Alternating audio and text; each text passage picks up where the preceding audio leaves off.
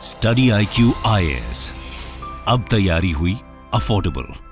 नमस्कार दोस्तों आप में से ज्यादातर लोगों को लगता होगा कि दिल्ली से सटा हुआ जो राज्य है हरियाणा, वहां पर तो बीजेपी की सरकार है। लेकिन मैं आपको बता दूं, ये जो बीजेपी की सरकार थी ये कोएलिशन गवर्नमेंट थी। यहां पर अलायंस हुआ था बीजेपी के जो मनोहर लाल खट्टर जी हैं चीफ मिनिस्टर, और साथ ही साथ जो डेप्यूटी चीफ मिनिस्टर थे अभी तक दुष्यंत चौटाला जी, उनकी जो पार्टी है जेजेपी, जननायक जनता पार्टी, उनके साथ अलायंस था। क्योंकि बीजेपी के पास लेजिस्लेटिव असेंबली में जो नंबर चाहिए थे वो नहीं था। लेकिन अब ये जो अलायंस है वो ब्रेक हो गया है। ये आप देख सकते हो खबर, Manohar Lal Khattar resigns as Haryana CM amid cracks in BJP JJP alliance. तो इसके बारे में हम डिटेल से समझेंगे कि एग्जैक्टली हो क्या रहा है और आखिरकार ये सरकार क्यों टूटी, आगे क्या होगा। क्योंकि ज्यादातर यही माना जा रहा है कि अभी भी बीजेपी की ही सरकार रहेगी, लेकिन वो दूसरों के साथ समर्थन में यहां पर सरकार बनाएंगे। तो वो सारी चीजें मैं आपको बताऊंगा। चलिए आगे बढ़ते हैं, लेकिन उससे पहले ध्यान रखिएगा, आप में से जो भी लोग यूपीएससी की प्रिपरेशन कर रहे हैं, हमारा जो जीएस फाउंडेशन का बैच है उसको ज्वाइन कर सकते हैं।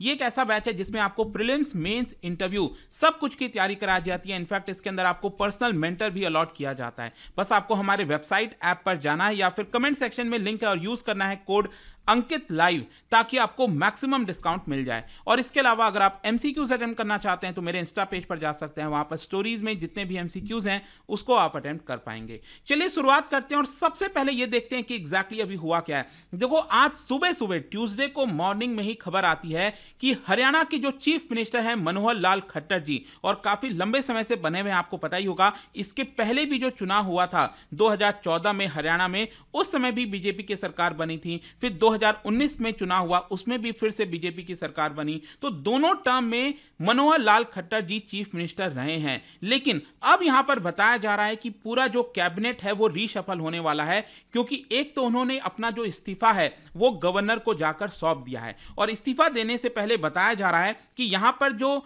जेजेपी है, जननायक जनता पार्टी, दुष्यंत चौटाला वाली जो पार्टी है, उन्होंने भी अपने एमएलएस के साथ अलग मीटिंग किया, बीजेपी ने भी अपने एमएलएस के साथ अलग मीटिंग किया, और साथ ही साथ मनोहर लाल खट्टर जी ने एक बीजेपी की जो मिनिस्टर्स की मीटिंग है उसको बुलाई और कहा कि मैं अपना रेजिग्नेशन सौंपने जा रहा हूं। और यहां पर आप देख सकते हो जो गवर्नमेंट के इनसाइडर्स हैं उनका यह कहना है कि यहां पर कंप्लीट ओवरऑल होने वाला है। इनफैक्ट ये भी बताया जा रहा है, हो सकता है कि यहां पर जो चीफ मिनिस्टर है मनोहर लाल खट्टर जी, वो शायद अब चीफ मिनिस्टर ना बने, किसी और को भी चीफ मिनिस्टर बनाया जा सकता है। ये सब पॉसिबिलिटी है, वो मैं आपको आगे वीडियो के एंड में बताऊंगा।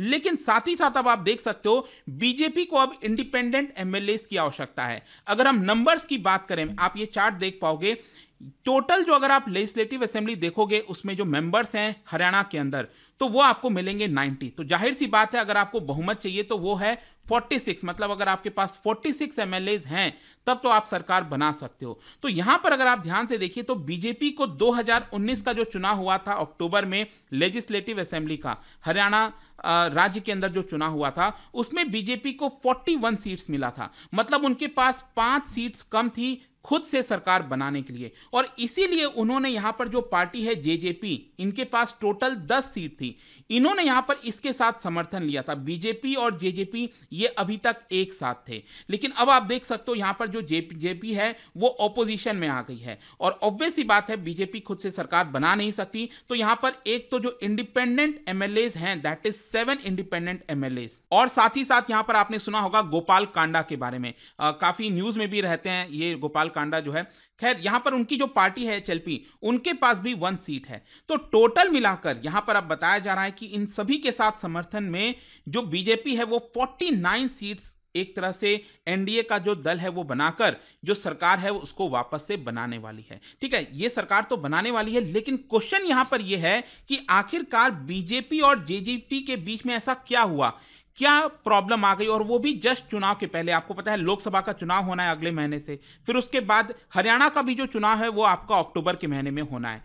तो चुनाव के जस्ट पहले ऐसा क्या हुआ है जिसकी वजह से ये सरकार गिर गई है? देखो, इसका मेन कारण है लोकसभा चुनाव के अंदर जो सीट शेयरिंग है उसको लेकर काफी ज्यादा इश्यूज हो गए दोनों पार्टीज के बीच में। बेसिकली ये जो जेजेपी है, दुष्यंत चौटाला वाली पार्टी, उनका मांग ये था कि हरियाणा के अंदर जो 10 लोकसभा सीट है, टोटल 10 लोकसभा सीट्स है, उसमें से उनको 2 लोकसभा सीट मिलना चाहिए था। तो आप में से कई लोग कहेंगे हाँ ठीक है, चलो 8 बीजेपी को मिल जाता, 2 जेजेपी को मिल जाता। लेकिन मैं आपको बता दूं, बीजेपी इस चीज के लिए रेडी नहीं थी। बीजेपी की जो स्टेट यूनिट है उनका कहना था कि हम 10 के 10 लोकसभा सीट्स में खुद जाना चाहते हैं। यहां पर जेजेपी का मांग था कि देखिए आप हमें एक तो हिसार और दूसरा भिवानी महेंद्रगढ़ वाला जो लोकसभा सीट है वो दे दीजिए, तो ये सरकार बरकरार रहेगी, ये जो गठबंधन है वो बरकरार रहेगा। लेकिन मैं आपको बता दूं 2019 में जब लोकसभा का चुनाव हुआ था तो बीजेपी को 10 में से 10 लोकसभा सीट्स मिला था और इसीलिए बीजेपी कॉन्फिडेंट है और उनके स्टेट यूनिट का कहना है कि इस बार भी हम 10 लोकसभा सीट खुद से जीत सकते हैं। तो हमें यहां पर जो जेजेपी है, दुष्यंत चौटाला वाली पार्टी, उसको अलग से लोकसभा सीट देने की जरूरत नहीं है, सीट शेयरिंग करने की जरूरत नहीं है। और जहां तक दुष्यंत चौटाला वाली पार्टी है वो मैं आपको बता दूं ये जस्ट बहुत नया पार्टी है। 2019 में ही इस पार्टी को बनाया गया था जेजेपी को, और जो लोकसभा का चुनाव हुआ था 2019 में उन्होंने कोई सीट तो नहीं जीता था क्योंकि जाहिर सी बात है बीजेपी को 10 सीट मिल गई थी, लेकिन उनका वोट शेयर करीब 5% के आसपास था। ठीक है, तो इसलिए आगे चलकर क्या होता है कि अक्टूबर में 2019 में हरियाणा का चुनाव होता है और जैसा मैंने बताया कि हरियाणा का जो चुनाव हुआ था उसमें बीजेपी को पूर्ण बहुमत नहीं मिला था, इसीलिए ये पोस्ट पोल अलायंस था, ध्यान रखिएगा। तो जेजेपी और बीजेपी एक साथ आए थे। वैसे मैं आपको बता दूं कि ये शायद पहली बार ऐसा नहीं हो रहा है कि दोनों के बीच में जो मतभेद है वो पहले ना हुए हो, पहले भी हुआ था। इसका एक मेन कारण ये भी है फार्मर्स प्रोटेस्ट। एक्चुअली अगर आप देखोगे जो दुष्यंत चौटाला की पार्टी है जेजेपी, जननायक जनता पार्टी, उनका एक बहुत बड़ा वोट बैंक है, that is Jat vote bank. जो फार्मर्स हैं उनका एक काफी बड़ा वोट बैंक है। तो जब भी यहां पर फार्मर्स प्रोटेस्ट होता है अक्सर आप देखोगे तो जो जेजेपी है वो कंफ्यूज हो जाती है, क्योंकि यहां पर बीजेपी आपको पता है कि उन्होंने कहा है कि जो फार्मर्स की जो इतनी बड़ी मांग आ रही है जो है उसको हम नहीं मान सकते, हम बातचीत कर सकते हैं, कई सारे कोशिशें की गई लेकिन चीजें नहीं हो पाई। लेकिन यहां पर जो जेजेपी है उनका क्योंकि एक बड़ा वोट बैंक है फार्मर्स वाला, जाट वाला, तो इसलिए वो कंफ्यूज हो जाते हैं कि आखिरकार वो क्या करें एग्जैक्टली। ठीक है, तो यहां पर इस बार भी अब जो फार्मर्स प्रोटेस्ट हो रहा था तो अगेन यहां पर उनके लिए मुसीबत हो गई थी। तो ये भी एक थोड़ा बहुत कारण आप कह सकते हो जो फार्मर्स प्रोटेस्ट है जिसकी वजह से दोनों के बीच में मतभेद हुआ है। लेकिन स्टिल जो सबसे बड़ा कारण है वो मैंने आपको बताया, वो है आपका लोकसभा सीट्स में शेयरिंग ना हो पाना। खैर अब क्वेश्चन ये है कि हरियाणा में अब क्या होने वाला है। देखो हरियाणा में वापस से तो बीजेपी की सरकार आएगी, मैंने आपको जैसा बताया कि बीजेपी इंडिपेंडेंट के साथ मिलकर ये सरकार बना रही है, लेकिन मोस्ट प्रॉब्ली ये हो सकता है कि आज नए सीएम का घोषणा किया जाए।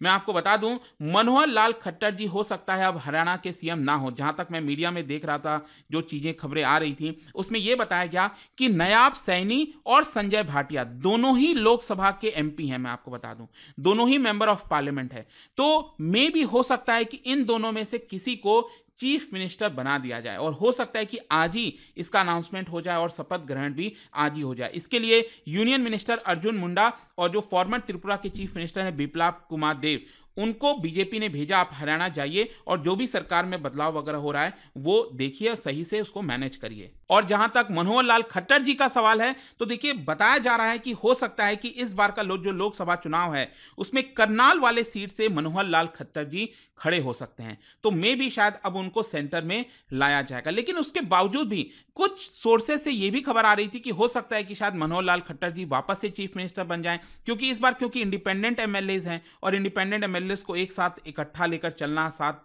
करना, ये आसान काम नहीं होगा। तो ऑलरेडी जो एक्सपीरियंस पर्सन है हो सकता है कि उन्हीं के साथ कंटिन्यू किया जाए। और यहां पर एक और इंटरेस्टिंग चीज है, इंटरेस्टिंग ये है कि जो जेजेपी के एमएलएज हैं वो बीजेपी की तरफ उसमें से कुछ शिफ्ट हो सकते हैं। जो मैंने आपको बताया ना दुष्यंत चौटाला वाली पार्टी जेजेपी है, जननायक जनता पार्टी, इनके 10 एमएलएज हैं, तो मे भी शायद हो सकता है कि इनके 5 एमएलएज ये अलग से एक ग्रुप बना लें और वो बीजेपी की तरफ चले जाएं। ये भी एक पॉसिबिलिटी है। बहुत सारी चीजें एक्चुअली हो रही हैं, लेकिन जो जो चीजें थी मैंने आपको बता दिया। और साथ ही साथ ये भी बोला जा रहा है कि अगर नए कोई सीएम बनेंगे तो इस बार शायद जो हरियाणा है उसमें 2 डिप्टी चीफ मिनिस्टर का भी अनाउंसमेंट बीजेपी कर सकती है, क्योंकि आपको याद होगा अभी रिसेंटली जो चुनाव हुआ था मध्य प्रदेश, राजस्थान, छत्तीसगढ़ में जहां पर बीजेपी ने जीता, तो वहां पर भी आपने देखा होगा कि चीफ मिनिस्टर के साथ साथ डिप्टी चीफ मिनिस्टर जो हैं उनका भी अनाउंसमेंट किया गया था। देखते हैं आगे क्या होता है, बट अभी जो भी कुछ इंपॉर्टेंट अपडेट्स था वो मैंने आपको बता दिया। और जाने से पहले एक इंटरेस्टिंग क्वेश्चन, क्योंकि हम लेजिस्लेटिव असेंबली, काउंसिल, इन सब की बात कर रहे हैं, तो इसी से रिलेटेड 2 स्टेटमेंट हैं लेजिस्लेटिव काउंसिल से रिलेटेड, बहुत ही इंटरेस्टिंग है। और ध्यान रखिएगा आपको बताना है कौन सा स्टेटमेंट सही नहीं है नॉट ट्रू, ये आपको बताना है। और इसका राइट आंसर आप सबको पता है, मेरे इंस्टाग्राम पर तो मिलेगा ही, वहां पर अगर आप नहीं हो कोई बात नहीं, टेलीग्राम से ले सकते हैं इसका सही उत्तर। मैं कई सारे जो एमसीक्यूज हैं वो यहाँ पर स्टोरीज में डालता रहता हूँ। अगर आपको पीडीएफ चाहिए तो टेलीग्राम पर आइए, अलग अलग सोशल मीडिया पर आप जुड़ पाओगे। और जैसा मैंने आपको बताया, अगर आप कोई भी यूपीएससी की प्रिपरेशन कर रहे हो, बैच लेना चाहते हो, स्टडी आईक्यू पर किसी भी प्रकार का कोर्स लेना है, just use this code Ankit live to get maximum discount. And I hope कि वीडियो आपको पसंद आया होगा। मिलता हूं आपसे next time. Till then, thank you very much, see you soon. Study IQ IAS, अब तैयारी हुई अफोर्डेबल।